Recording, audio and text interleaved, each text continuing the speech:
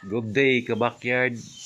For today's video ay papakita ko sa inyo yung ating nilutong balot. Ayan po. So papasok na po tayo sa ating trabaho at ayan, papakita ko sa inyo yung ating niluto. Ayan po ay 65 pieces po na balot. 17 days tsaka merong 18 days na 10. May nagre-request kasi sa atin na ganyan, sa mga ganyang edad na balot po. So ayan, ay tuloy-tuloy pa rin po tayo sa ating ginagawa sa pagpabalot at pagbibenta ng hilaw na balot. Sa katunayan ay may na-harvest tayo kanina na 4 na tray at bininta natin sa ating suking balot vendor po. So napakagandang business po dahil sa awa ng Diyos ay tuloy-tuloy pa rin po tayo. So ayan, kung makikita nyo, napakaraming balot natin. At papasilip ko rin sa inyo saglit yung ating incubator po. Tara. So ayan po yung ating incubator, no. So bubuksan natin para makita nyo yung looban. Bali po, nabawasan yung ating itlog, no, dahil kumunti yung supply ng ating itlog. Pero ayos na rin po dahil napatunayan natin na talagang successful yung ating pagbabalot. So ayan, napakaraming bakante po na meron po tayong bakante na 5 tray na balot, lagayan ng balot. 5 tray yung ating bakante dahil kumunti yung supply sa atin. So ayan, may pinuntahan tayo kanina na nagbebenta ng itlog ng itik at bukas ay may makukuha na naman tayong itlog sa ating suki, no. So ayan, paubos na yung ating itlog ng ating balot sa ating incubator.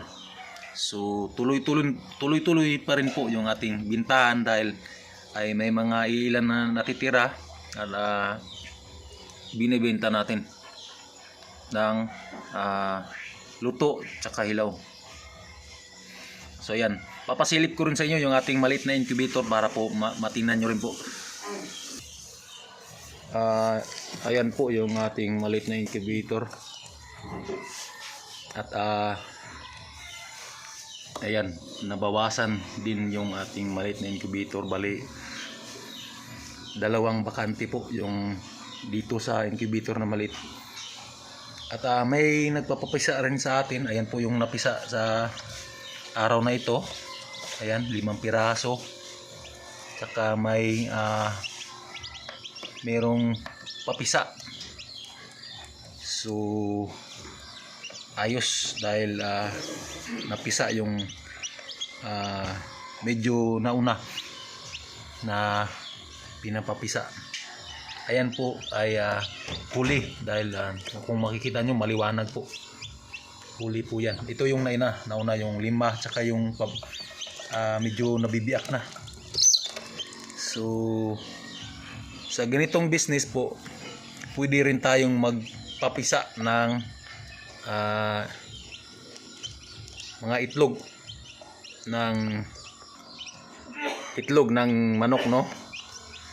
Yan po ay itlog ng manok, yung kumbaga sideline din po sa pagbabalot at meron tayong pinapapisa sa atin. So ayan, nakakatulong tayo sa ating mga kaibigan dahil yung iba nito ay panabong. So ayan, kung makita nyo maliliit yung itlog, no. So lipat naman tayo sa kabilang incubator para masilip nyo rin po yung ating isang incubator.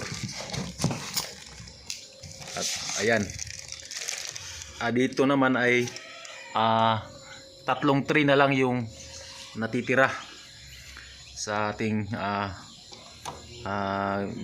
pinapabalot. Yan, 3 tray. Sa bawat tray na yan ay naglalaman ata ito ng ito puno. May nakaano sa ibabaw. Ito ay nasa mga kulang-kulang 30 pieces. Tsaka ito yung pati rin sa baba. So ayan. Tuloy-tuloy pa rin po tayo sa ating negosyo dahil ito na yung ating pang araw-araw na sideline po. So bali pupunuin rin po natin ito pagdating ng araw na may makukuha tayong itlog sa ating mga suki. So ayan lang po sa araw na ito at papasok na po tayo sa ating trabaho. At maraming salamat po sa manonood at please po like and subscribe to our channel at para po tuloy-tuloy yung ating pagbibigay ng impormasyon tungkol sa pagbabalot. At maraming salamat po sa panonood at happy farming po sa ating lahat at bye bye sa ating lahat.